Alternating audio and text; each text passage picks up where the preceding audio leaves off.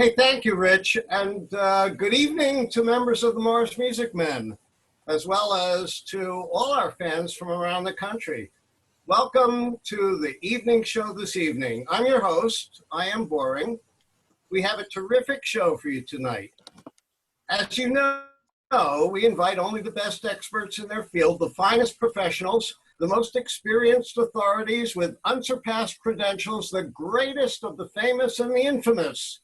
Tonight is an exception.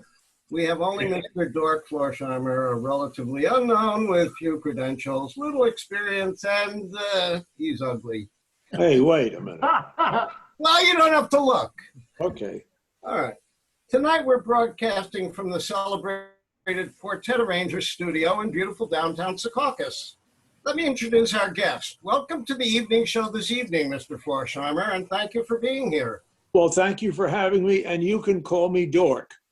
Okay, thank you, Mr. Dork. May I ask you a personal question? Certainly, sir. Have I ever denied you anything? No, you never have. Why did your parents give you that ridiculous name? Well, all the others were taken, and Floersheimer was good enough for them, so I figured it was good enough for me. Uh-huh, I see. Makes sense. Of course, Dork is an affectionate nickname for Dick, which I think is great. So before we start, Dork, I want to set the record straight, and now I'm being serious, at least for the moment. I have immense respect for your competence as an arranger, as do many arrangement experts in the Barbershop Harmony Society. Oh, nice. Yep, and the Morris Music Men are so fortunate to have you in their ranks. Oh, thank you. You're welcome. I want to personally thank you for sharing your talent with us. Oh. Okay, let's get right to it. I understand you brought a song with you to use as an example of how you go about arranging. It's a song composed during the Middle Ages when you were just a kid. Well, actually, it's composed about 1893 by two sisters, Patty and Mildred Hill. It was originally called Good Morning to All, and now it's known as Happy Birthday to You. And I chose the song for its very simplicity, because it has a few arrangement curiosities in it, so it's easy to demonstrate chord progressions and the voice leading. It's a song that a quartet can sing to someone who's having a birthday.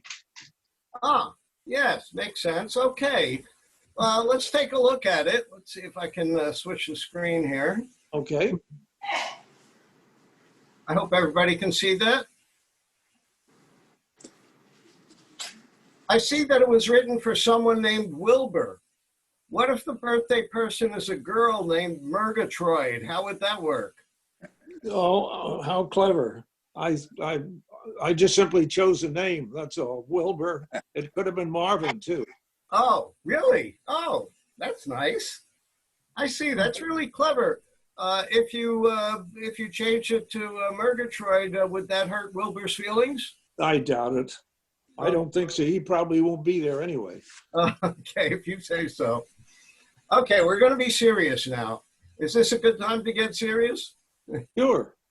All right. Looking at this lead line as an arranger, what's the first thing you think about before you put chords to it? Well, let's see. Well, define that a little bit better. What's the specific question? Well, you know, when you're looking at, and any given piece of music, the lead sheet first, right? Yes, I write out the lead part after I make my song choice. I write the lead part, but no embellishments. I don't put swipes or tag or intro or anything like that. I just simply write out, as I have in this case. I've written out "Happy Birthday to You" as the 16 bars of the song. Mm-hmm. And what about the key signature? I see you put it in B flat. Right. B flat is the most popular key in the barbershop. Now, the reason I arrived at B flat in this case is that I took the high and the low note of the lead part, okay?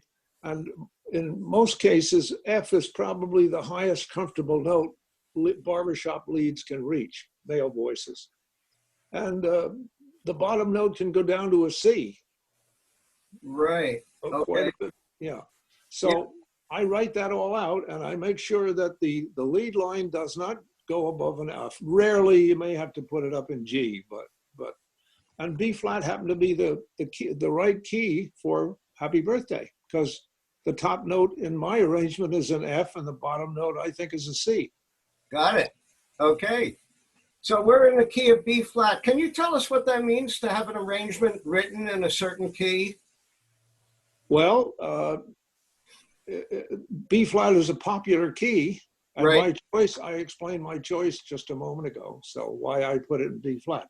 Now, if the high and low notes in the lead part go higher or lower, I will choose a different key. I see. Okay. So the key of B flat, I guess if you play a B flat scale, and I'm about to do that, Okay.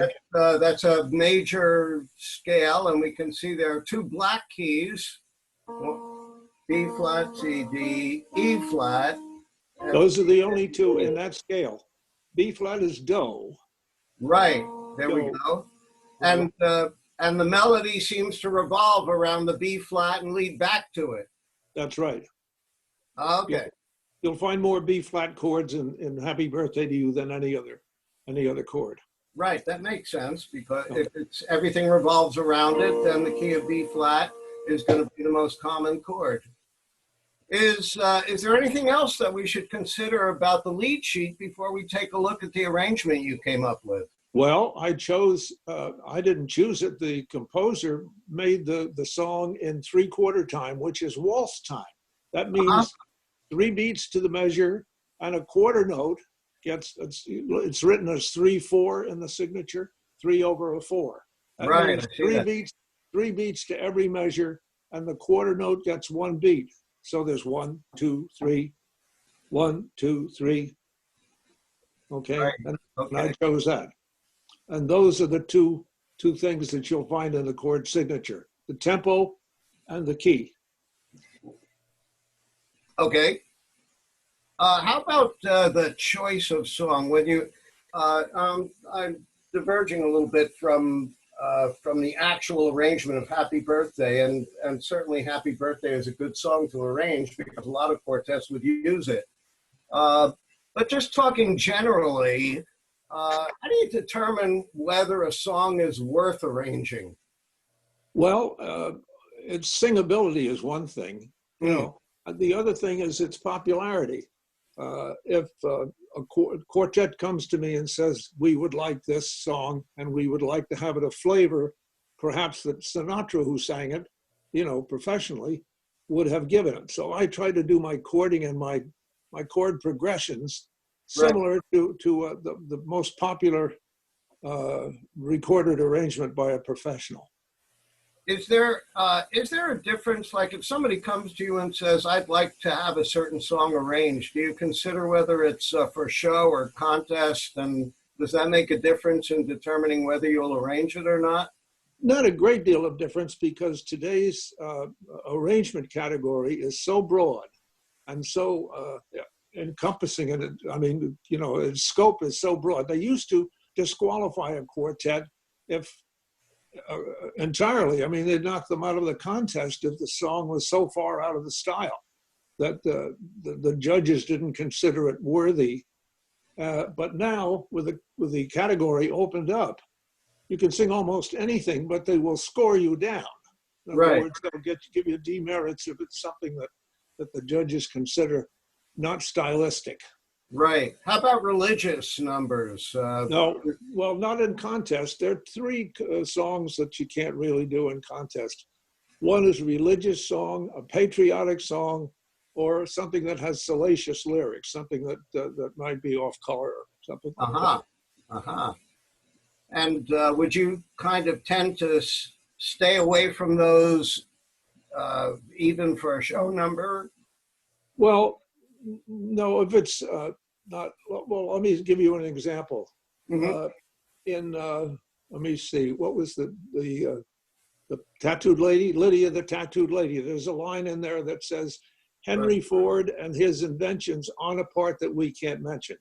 Well, that's not even mildly suggestive. I mean, today, yeah. So we included that, but And if there's a swear word or anything like that in it, no, absolutely not. Right. As a man, Rich, you have a question? I was going to just mention that we do sing patriotic songs at our performance. Yeah, exactly. Yeah. And there are choruses who do sing religious songs as well. But not in contest. Right. Not in contest. That's correct. Right. What's the thinking? What's the thinking behind no patriotic songs? Well, I think what happens is that the audience may get involved in the patriotic part of it, and perhaps clap a little louder or something like that. Okay. It's popularity. Like you can't sing a song about your hometown, for example. That's another thing that they don't like to have you do if you're in a given town. I guess if you're singing for a rating, they want the rating or the response from the audience to be about the performance, not about the material. It's probably the best way. That's a good explanation, Rich. That makes sense. Yeah, I guess just because I to fill in, because I've asked the judges about the patriotic rule. It's because the explanation I got, because I forget what song we were going to do with Ocean Airs, but they said that a patriotic song could quote unquote unfavorably sway the judges against an equal caliber performance due to kind of the nationalistic pride. Granted, there's good explanation. That's what they said, where you could have somebody could do, this beautiful ballad, but compared to God Bless America, where there's just this kind of inlaid, pride that we all have when we hear God Bless America. There's like an innate emotional response. Right. They said it's almost unfair, because then if that was, then it would become, escalating, battle where it's who could pick the most heart-tugging nationalistic song. Granted, I'm sure Dick and Mark could tell you what passes as not being patriotic now is a lot more lenient than what it was. Because yes, I asked that question when I saw, what was it, the Northbrook set where they did a Bring Him Home, where it was a little boy that's father, clearly the way they set up the package, the father had died, and they kind of positioned it that way, but it wasn't a patriotic song, but there were soldiers' uniforms. And so it's got a little more lenient. You can't outright do America the Beautiful, but like Brothers in Harmony did 50,000 Names in the Wall about Vietnam, and they've done things like that. So it can be linked, but not directly just a straight up patriotic song. Yeah. Didn't mean to interject.